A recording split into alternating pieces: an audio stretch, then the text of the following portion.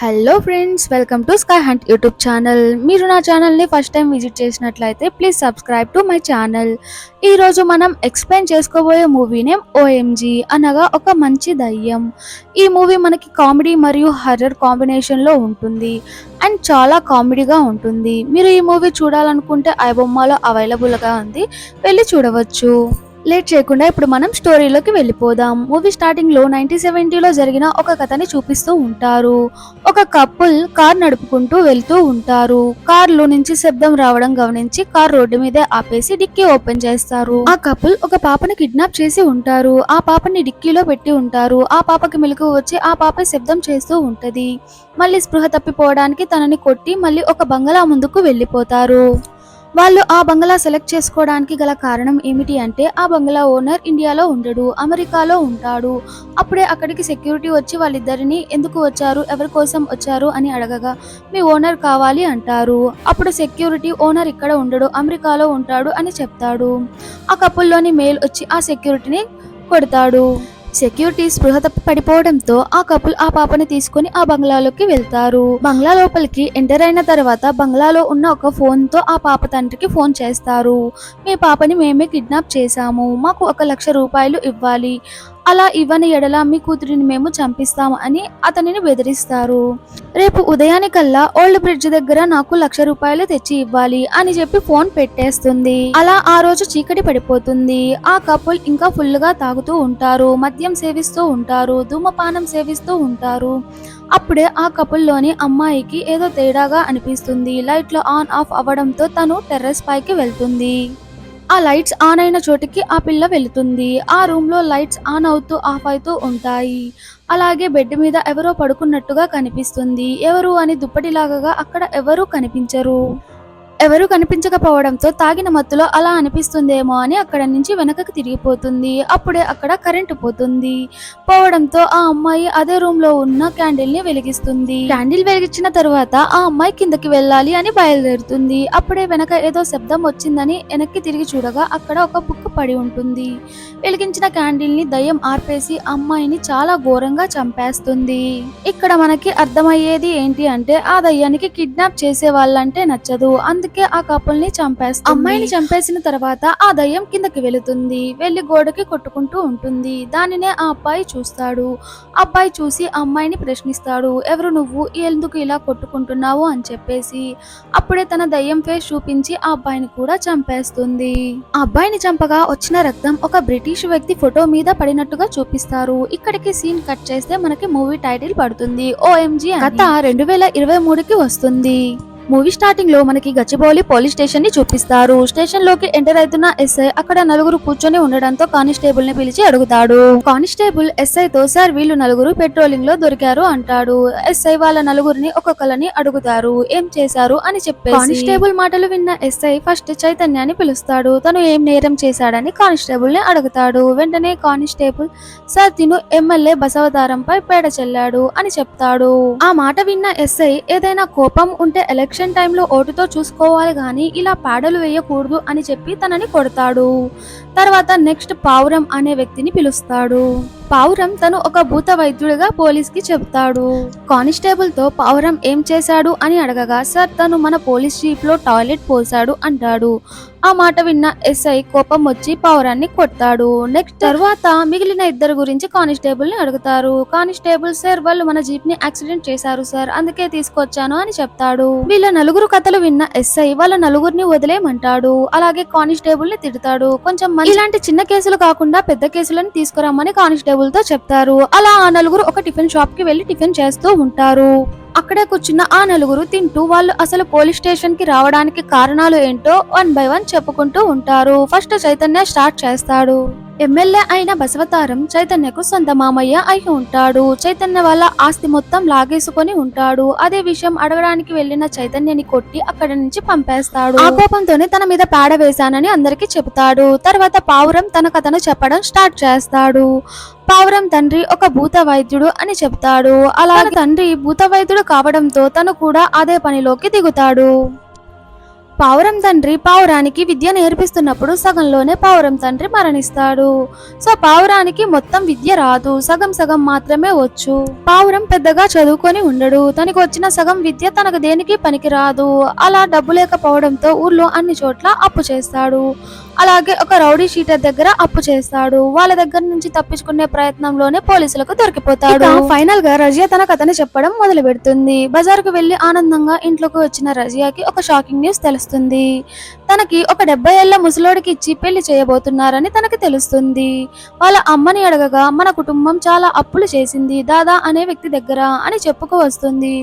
అప్పులు నేను తీర్చలేకపోతున్నాను, నువ్వు ఆ ముసలి అతనిని పెళ్లి చేసుకుంటే మనకి చాలా డబ్బులు వస్తాయి, మన అప్పులు మొత్తం తీరిపోతాయి అని బలవంతంగా రజియాని పెళ్లి చూపులలో నుంచోబెడతారు. రజియా వేరొకరిని ఇష్టపడి ఉంటుంది. అలాగే ఆ ముసలివాడితో పెళ్లి ఇష్టం లేక అక్కడి నుంచి పారిపోయి వస్తుంది.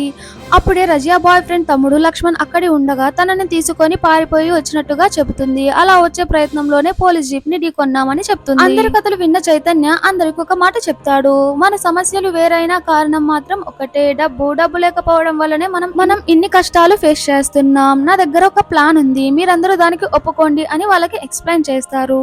తన మామయ్య బసవతారం కూతురిని కిడ్నాప్ చేద్దాం అంటాడు. మొదట్లో అందరూ భయపడి వద్దంటారు, కానీ చైతన్య కన్విన్స్ చేయడంతో అందరూ కన్విన్స్ అవుతారు. కిడ్నాప్ కి కావాల్సిన ఏర్పాట్లు అన్ని ఒక్కొక్కరు ఒక్కొక్కలా చేస్తారు. అలా నలుగురు కలిసి ప్లాన్ ప్రకారం ఆ అమ్మాయిని కిడ్నాప్ చేస్తారు. ఆ అమ్మాయి పేరు కీర్తి. అలా నలుగురు కారులో వెళ్తూ ఉండగా ఒక చోట ఆగుతారు. అయితే పావురం అక్కడ ఒక బోర్డు చూస్తాడు, పిశాచిపురం అని చెప్పేసి. ఆ బోర్డు చూసిన పావురం భయపడి వాళ్ళకి ఆ ఊరు స్టోరీ చెప్తాడు. ఆ ఊరు మొత్తం దయ్యాలే ఉంటాయి, అక్కడ వెళ్లే మనుషుల్ని లిఫ్ట్ అడుగుతారు, లిఫ్ట్ ఇచ్చినా ఇవ్వకపోయినా ఆ మనుషుల్ని చంపేస్తారా అని చెప్తాడు. ఆ మాటలు నమ్మకుండా అందరూ నవ్వుకుంటూ అలా దారిలో ప్రయాణం చేస్తూ ఉంటారు. దారిలో 2-3 వాళ్ళని లిఫ్ట్ అడుగుతుండడం గమనిస్తారు, కానీ ఎవరికి లిఫ్ట్ ఇవ్వకుండా వచ్చేస్తారు. బంగ్లాకి వచ్చిన తర్వాత కీర్తిని ఒక చైర్ కి కట్టేస్తారు. అండ్ ఆ కిడ్నాప్ గురించి చెప్పుకోవడం స్టార్ట్ చేస్తారు. కిడ్నాప్ అనే పదం వినంగానే ఆ ఇంట్లో ఉన్న దయ్యం కనిపిస్తుంది. వీళ్ళు వచ్చిన బంగ్లా మనకి మూవీ స్టార్టింగ్ లో కనిపించిన దయ్యం ఉన్న బంగ్లా. అది తెలియక ఎవరి పనుల్లో వాళ్ళు ఉంటారు. అలా కీర్తిని కిడ్నాప్ చేసిన తర్వాత ఇంట్లో ఉన్న ఫోన్ తో చేస్తే పోలీసులకు దొరికిపోతారు అని ఊరు బయట ఉన్న కాయిన్ బాక్స్ తో ఫోన్ చేస్తారు. ఎమ్మెల్యేకి ఫోన్ చేసి తన కూతురు కీర్తిని వాళ్ళే కిడ్నాప్ చేశారు అని 4 కోట్లు ఇవ్వాలి అని, లేకపోతే తనని చంపేస్తామని బెదిరిస్తారు. బసవతారం దానికి ఒప్పుకుంటాడు. అలాగే తన కూతురు గురించి ఏదో చెప్పాలని ప్రయత్నించగా వాళ్ళు ఎవరూ వినకపోవడంతో కాల్ కట్ చేసేస్తారు. ఇక్కడే మనకు ఒక ట్విస్ట్ రివీల్ అవుతుంది. కీర్తికి ఆల్రెడీ దయ్యం పట్టి ఉంటుంది. అదే మాట బసవతారం వీళ్ళకి చెప్పాలని ప్రయత్నిస్తారు, కానీ వాళ్ళు వినకుండా కాల్ కట్ చేసేస్తారు. ఇప్పుడు ఆ బంగ్లాలో 2 దయ్యాలు ఉన్నాయి. ఆ ఇంట్లో ఉండే దయ్యం కీర్తి దగ్గరికి వచ్చి కీర్తి వంట్లో ఉన్న దయ్యంతో మాట్లాడుతుంది. నువ్వు ఎవరు, ఇక్కడికి ఎందుకు వచ్చావు, ఇది నా ఇల్లు, నేను ఒక్కదాన్నే ఉండాలి అని వంట్లో ఉన్న దయ్యాన్ని వెళ్ళిపోమంటుంది. కీర్తి మాత్రం నేను వెళ్ళను అంటే వెళ్ళను అంటుంది. మరోవైపు తలుపు కొట్టిన శబ్దం రావడంతో పావురం తలుపు తెరుస్తాడు. దారిలో వాళ్ళకి లిఫ్ట్ అడిగిన వ్యక్తుల్లో ఒక వ్యక్తి పావురానికి కనిపిస్తాడు. అతని పేరు ఆత్మ అని ఇంట్రడ్యూస్ చేసుకుంటాడు. ఆత్మని చూసిన పావురం ఆత్మ కూడా పిశాచిపురంలోని ఒక దయ్యం అని అనుకుంటాడు. మిగిలిన నలుగురికి కూడా అదే మాటని చెప్తారు. వాళ్ళందరూ ఆత్మ దయ్యం అనుకొని చాలా భయపడుతూ ఉంటారు. ఆ వచ్చిన ఆత్మ నిజంగా ఆత్మనా లేక మనిషినా అని తెలుసుకోవడానికి 3 టెస్టులు పెట్టాలి అనుకొని అందరూ డిసైడ్ అవుతారు. ఆ టెస్ట్ ని ఫాలో అవుదాం అనుకుంటారు. మరోవైపు ఆ బంగ్లాలో ఉన్న దయ్యం అందరినీ చంపేస్తానని కీర్తితో చెప్తూ ఉంటుంది. అయితే కీర్తి చంపకు, నువ్వు ఎవరినైనా ఆవహించిన తర్వాత నీ కోరికలన్నీ తీర్చుకోవచ్చు అని అంటుంది. ఒకసారి ఆవహించిన తర్వాత నీకే నచ్చుతుంది అని చెప్తుంది. కీర్తి మాటలు విన్నాక దయ్యం వాళ్ళని చంపడం మానేసి వాళ్ళలో ఎవరినో ఒకరిని ఆవహించాలని ప్రయత్నిస్తూ ఉంటుంది. మరోవైపు ఇంట్లోకి వచ్చిన ఆత్మ నిజంగానే ఆత్మనా లేకపోతే మనిషినా అని కనుక్కోవడానికి ప్రయత్నాలు చేస్తూ ఉంటారు. ఆత్మ దయ్యమా లేక మనిషియా కనుక్కోవడానికి పావురం 3 పరీక్షలు పెట్టాలి అంటాడు. దానికి అందరూ సరే అని 3 పరీక్షలు ప్రారంభిస్తారు. పావురం పెట్టిన మొదటి 2 పరీక్షలలో రిజల్ట్ రాకపోవడంతో పావురం 3వ టెస్ట్ చేయాలి అనుకుంటాడు. అదే రక్తదాహం. దయ్యానికి రక్తం అంటే చాలా ఇష్టమని, ఇలా చేయడం వల్ల ఎక్కడ ఉన్నది పరిగెత్తుకుంటూ వస్తుందని చెప్పి పావురం ఉండి ఎవరు రక్తదానం చేస్తారు అని అడగగా అందరూ కలిసి పావురం చేతినే కట్ చేస్తారు. అదే సమయంలో కీర్తి చేతికి ఉన్న తావీజు ఊడి పడిపోతుంది. దీని వలన కీర్తిలో ఉన్న దయ్యం చాలా శక్తివంతంగా మారుతుంది. పావురం చేతి నుంచి కారుతున్న రక్తాన్ని ఆత్మ తాగుతాడేమో అని చెప్పేసి అందరూ చాలా ఎక్సైట్మెంట్ గా చూస్తూ ఉంటారు. కానీ అందుకు వ్యతిరేకంగా ఆ రక్తం పైన కీర్తి రూమ్ లోకి వెళ్తూ ఉంటుంది. ఇక్కడ అందరికీ అర్థమవుతుంది ఆత్మ దయ్యం కాదు, కీర్తి వంట్లో దయ్యం ఉంది అని చెప్పేసి. మరోవైపు కీర్తి వంటలో దయ్యం ఎలా ఎక్కిందో చూపిస్తారు. స్వయానా కీర్తి మేనమామని ఒక మాంత్రికుడి సహాయంతో క్షుద్ర పూజలు చేసి కీర్తి వంటలోకి దయ్యాన్ని ఎక్కిస్తారు. 10 రోజుల తర్వాత కీర్తి చనిపోతుంది అని ఆ మాంత్రికుడు చెప్తాడు. మరోవైపు కీర్తి వంటలో ఉన్న దయ్యం మాత్రం వాళ్ళ నలుగురిని బాగా కొడుతూ ఉంటుంది. అలాగే వాళ్ళని చంపాలని చూస్తూ ఉంటుంది. ఆ సీన్ వాళ్ళకి భయంకరంగా ఉండినా కానీ మనకు మాత్రం చాలా ఫన్నీగా ఉంటుంది. దయ్యం టార్చర్ తట్టుకోలేని పావురానికి ఒక ఐడియా వస్తుంది. వాళ్ళ నాన్న చెప్పిన మాటలు గుర్తుకు వస్తాయి. ఎవరైనా మాంత్రికుడి అస్థికలతో ఒక లైన్ గీస్తే ఆ దయ్యం ఆ లైన్ ని దాటలేదు అని చెప్తాడు. పావురం గీసిన ఆ లైన్ ని కీర్తి నిజంగానే దాటలేకపోతుంది. లైన్ కి అవతలే ఉంటుంది. కానీ పావురం మిగిలిన వాళ్ళు ఉన్న భాగం వైపు ఆ బంగ్లాలో ఉన్న దయ్యం ఉంటుంది. ఇక్కడ కూడా చాలా ఫన్నీగా ఉంటుంది. అందరి కాన్సన్ట్రేషన్ కీర్తి మీదే. అందరూ కీర్తి వంటలో దయ్యం వెళ్ళిపోయిందని చాలా ఆనందపడుతూ ఉంటారు. ఇదే సమయంగా భావించిన ఆ దయ్యం రజియా వంటలోకి దూరుతుంది. ఈ విషయం తెలియని మిగిలిన వాళ్ళు చాలా ఆనందంగా ఉంటారు. దయ్యం వెళ్లిపోయిందని చెప్పి ఆత్మకు రజియా బాగా నచ్చుతుంది. తనని పెళ్లి చేసుకోవాలి అనుకుంటాడు. పావురం దగ్గర ఉన్న వాళ్ళ నాన్న అస్థికలతో రజియాని తన వశం చేసుకోవాలి అనుకుంటాడు. రజియాని తన వశం చేసుకోవాలని పిచ్చి పిచ్చి చేష్టలు వేసుకుంటూ ఉంటాడు. అప్పుడే 2 దయ్యాలు ఆత్మను ఫుల్లుగా కొడతాయి. అలా ఆత్మ బయటికి వస్తాడు. అదే సమయంలో ఆత్మని పావురం చూస్తాడు. ఏమైంది అనగా ఇద్దరితో రొమాన్స్ చేశాను అని అంటాడు. అది విన్న పావురం నేను మాత్రం తక్కువ, నేను పోతాను, నేను రొమాన్స్ చేసి వస్తానని లోపలికి ఆత్రంగా వెళ్తాడు. పావురాన్ని కూడా ఆ 2 దయ్యాలు ఫుల్ గా బాధి బయటికి పడేస్తాయి. ఇక్కడ మిగిలిన వాళ్ళకి అర్థమైతుంది కీర్తి వంటలో దయ్యం పోకపోగా ఇంకో దయ్యం తోడు అయిందని చెప్పి ఇంకా ఆ 2 దయ్యాలు మిగిలిన నలుగురితో ఆడుకోవడం స్టార్ట్ చేస్తాయి. రజియా వంటలో ఉన్న దయ్యానికి డాన్స్ చేయడం అంటే చాలా ఇష్టమని చేయకుండానే చచ్చిపోయాను కీర్తితో చెబుతుంది. కీర్తి అయితే ఇప్పుడు మేము అందరం చూస్తాము అని అంటారు. డాన్స్ చేయడం ప్రారంభిస్తుంది. కానీ డాన్స్ తనకి ఏ మాత్రం రాదు. రజియా డాన్స్ చూసిన మగవాళ్ళు అందరూ ఏడుస్తూ కూర్చుంటారు. అది కీర్తి గమనించి ఎందుకు ఏడుస్తున్నారు అని చాలా గట్టిగా అడుగుతుంది. డాన్స్ ఇలా చెయ్యరు, ఎలా చెయ్యాలో మేము చూపిస్తాము, మీకు పాట పాడడం రావట్లేదు, డాన్స్ చేయడం రావట్లేదు అని అంటారు. సరే ఎలాగో చూపించండి అని ఇక వీళ్ళు నలుగురు కలిసి ఆ 2 అమ్మాయిలతో ఫుల్ గా ఆటపాట వేస్తారు. వాళ్ళిద్దరూ దయ్యమని మర్చిపోయి ఫుల్ గా డాన్స్ చేస్తూ ఉంటారు. అదే సమయానికి అక్కడికి పావురానికి అప్పు ఇచ్చిన రౌడీ వచ్చి ఉంటాడు. రౌడీ వాళ్ళు కిడ్నాప్ చేశారని అర్థమయ్యి నాకు వాటా కావాలని అడుగుతాడు. అలాగే బసవతారానికి ఫోన్ చేసి 4 కోట్లు కాదు 20 కోట్లు కావాలి అని చెప్పి ఆర్డర్ వేస్తాడు. దానికి బసవతారం సరే తెస్తాను అంటాడు. ఆ మాటలు విన్న దయ్యాలు ఆ రౌడీని ఫుల్ గా కొడతాయి. రజియా వంటలో ఉన్న దయ్యం చాలా ఎమోషనల్ గా తన కథని చెప్పడం అమ్మాయి వాళ్ళ నాన్న ఒక స్వాతంత్ర ఉద్యముడు. తను ఉద్యమాలు చాలా స్ట్రాంగ్ గా చేస్తాడు అని తెలిసి బ్రిటిష్ ద్వారా తన కూతుర్ని తీసుకువచ్చి కిడ్నాప్ చేసి ఉంటాడు.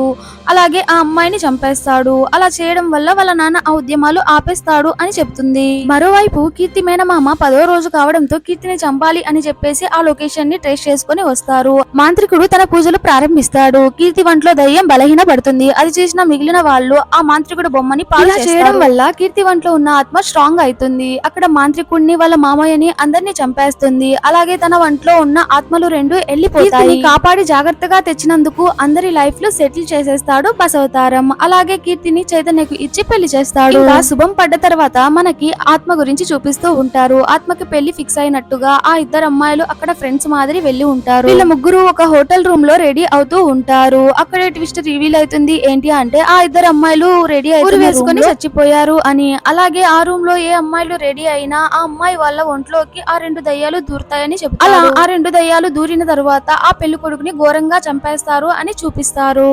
ఇక్కడితో మూవీ ఎండ్ అయిపోతుంది. నా ఎక్స్ప్లెనేషన్ మీకు నచ్చినట్లయితే please subscribe my channel and నా వీడియోకి లైక్ చేయడం మర్చిపోకండి. నెక్స్ట్ ఏ వీడియో కావాలో కామెంట్ లో చెప్పండి. Tata bye bye.